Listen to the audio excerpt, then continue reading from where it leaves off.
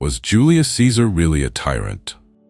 Welcome to TimeFrame, your go-to channel for exploring fascinating historical events and figures. Today we dive deep into the life of one of history's most controversial characters, Julius Caesar.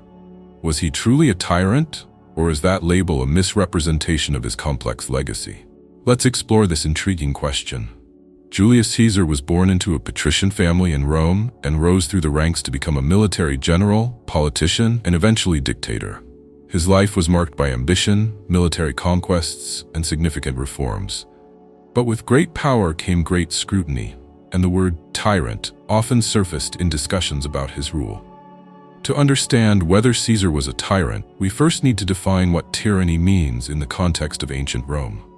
A tyrant was typically seen as a ruler who wielded power unjustly and without the consent of the governed. They often imposed their will through fear and oppression.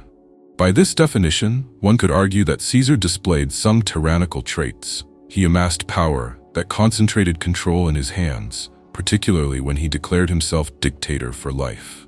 However, it is crucial to consider the context of his rule. Rome was in turmoil when Caesar rose to power. The Republic was plagued by corruption, civil wars, and political infighting. In many ways, Caesar presented himself as a stabilizing force. He implemented reforms aimed at addressing the issues of the time, such as land distribution and debt relief. These actions gained him considerable support among the common people, who saw him as a champion of their rights.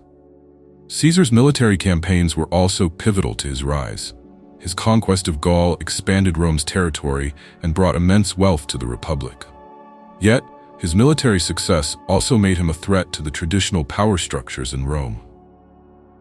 The Senate, feeling marginalized, began to view him as a danger to their authority, labeling him a tyrant as a means to rally opposition against him. Another important aspect to consider is the nature of power in ancient Rome. The political system was fraught with rivalry, and leaders often faced extreme challenges to their rule.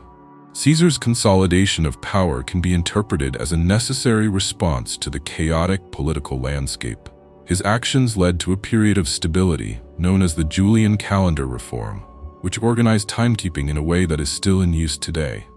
Yet the consequences of his rule were profound.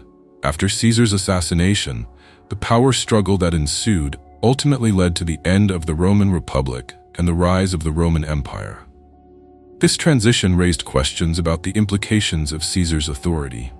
Did his actions pave the way for future tyrants, or were they a necessary step toward a more centralized and effective government? The debate over Caesar's legacy continues to this day. Some historians argue that he was a visionary leader who sought to reform a broken system, while others maintain that his pursuit of power crossed ethical lines, marking him as a tyrant. Ultimately, whether Julius Caesar was a tyrant may depend on one's perspective and the values they prioritize: stability and reform versus the preservation of traditional republican ideals. As we reflect on the life of Julius Caesar, it becomes evident that history is rarely black and white. The labels we assign to historical figures can be influenced by the narratives we choose to emphasize. In Caesar's case, his life was a tapestry woven with ambition, reform, conflict, and ultimately tragedy. Thank you for joining us on this journey through history.